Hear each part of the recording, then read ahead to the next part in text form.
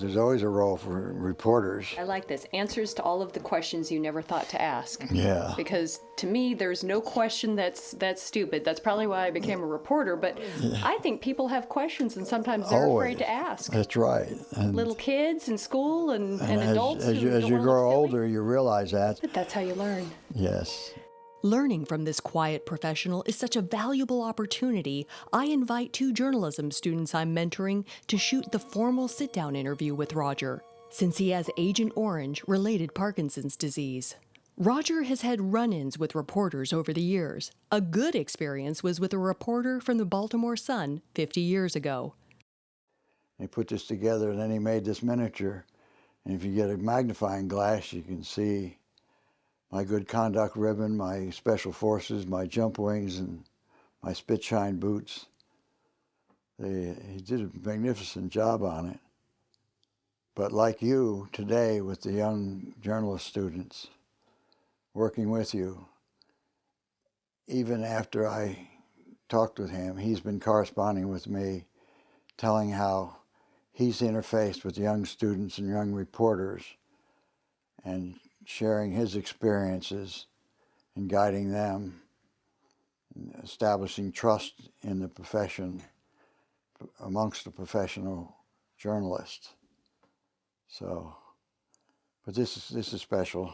You touched even reporters, not even back in the day. You're still touching people with everybody that you tell stories to. I got touched by some reporters.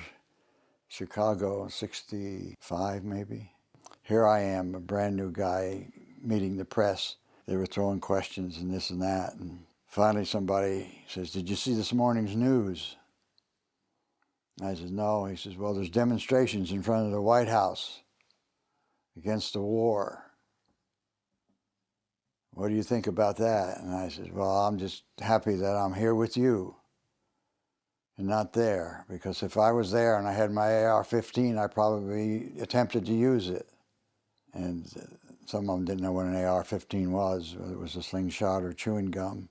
But after I said that and after the meeting was over, I called the Pentagon, General Ware, who was a fellow medal recipient from World War II, who was the Deputy Chief of Information for the Army. I said, "General Ware," I says, "I just put my foot in my mouth and I want to let you know about it." And he said, "What'd you do?" I says, "Well, I understand there was a demonstration in front of the White House this morning. Somebody asked me what I thought about it. I told him I'm glad I wasn't there because I might have used my AR-15 to disperse the crowd." He says, "Well, I'm glad you told me. Don't worry about it." And I says, "Now that I know about it, I know what to expect if something happens." He says, "Yeah, I can see the headlines now. Donlon shoots up clergy." So that's who was demonstrating. The early demonstrators were a bunch of clergy in there. So it was a silver bullet. It never hit the press until now. But nobody in that room passed it along, huh? I think, like I said, when I mentioned if I was there, I'd be tempted to use my AR-15. And that was a brand new weapon. It was being tested at the time. And I think that might have clouded the point at the time, and somebody didn't want to ask a question when they didn't really understand all behind it. So it didn't become an issue, fortunately. So, Roger, what do you think makes a good reporter, since you've had to deal with so many? Probably the best times I had reporters that were followed up and called up and say, "I want clarification on something." And I've always appreciated and respected them for that. If I had to talk to these young men and are here today as young budding journalists, I would just say what we talked about earlier. The cornerstone is trust. And that applies not just in my profession as a soldier, but it applies to everybody's profession in personal and professional life, is have trust in whatever you do, and do it in a manner that the people you're working with and for, that they leave with a feeling that they can be trusted with everything that's been said or spoken about or addressed. When I've been downrange with SF, your word is your bond. Exactly. So what, in your opinion, makes a good Special Forces soldier? If you look at the history of Special Forces and then where it emanates from OSS all the way on to the CIA, there's some special things that have to be done during special times that push the edge of the envelope in all aspects, whether it be weapons training or medical training or communications training with the newest of equipment, pushing the edge of the envelope to get the job done. Mission first, mission accomplishment. I have been so touched and honored to spend time with today's Special Forces teams. Oh, they're awesome. Yeah. But they all say the same thing, that they are carrying on from what you all did. They're standing on your shoulders and accomplishments. They say, my mission, my men, myself. Exactly. Well, and it's the strangest thing. I know I shouldn't say my teammates because I'm a reporter, but having been downrange with them for almost 2 years and going through training with them, they feel like my brothers. Exactly.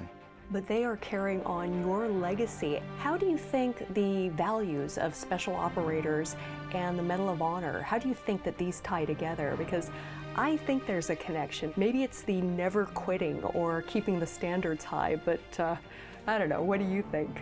Well, I think you hit it on the head. That makes me think of what I believe is the single most important thing living Medal of Honor recipients are involved in now and have been involved in individually and collectively in my 50 years.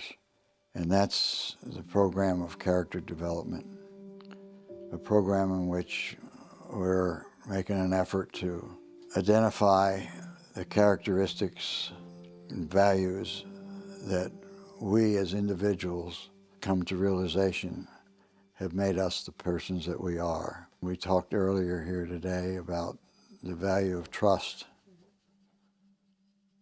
being trustworthy, and I think that's one of the most important cornerstones of all. And then you learn, when you build that trust, and it's solid and it's mutual, then that's the cement that keeps a team together, and the team spirit and the team willingness to depend and give for each other under any circumstance. So you have trust, you have teamwork, you have service, and you find out through life it's better to serve than to be served. And that comes even as you move up the ranks. In the military, people think that the higher you go, there's more people that's serving as subordinates. I always looked at it the opposite way. The higher you go, the greater your opportunities. You can serve more people. And then that comes, what evolves from that, as from a commander's perspective, is that if you take care of your people, when the time comes, they will take care of you. It's the old cliche, one who has much is expected, and opportunity to give. And with service comes sacrifice. And that's one of the beauties about the Special Forces, or not the Special Forces, the Medal of Honor Society and Foundation. We realize as individuals we've been singled out and honored in many ways, but in recent years we've initiated a program where we can, as a group and as a society, Medal of Honor Society, we can reach out and identify people in the communities who in their own respective walks of life, be it a teacher, a fireman, a lawyer, or whatever profession, but they, through some single act or a series of extended period of time of service, epitomize the values that we cherish most of service and sacrifice and commitment and patriotism. So it's a great privilege and a great joy to be able to do that and to be part of it. And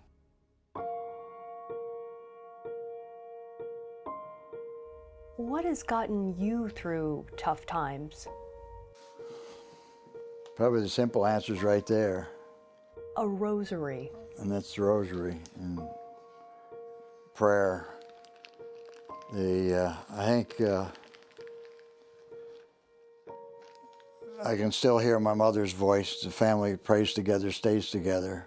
Sometimes there's not much visible and tangible that you can do, but there's that intangible and visible, and it's the power of prayer.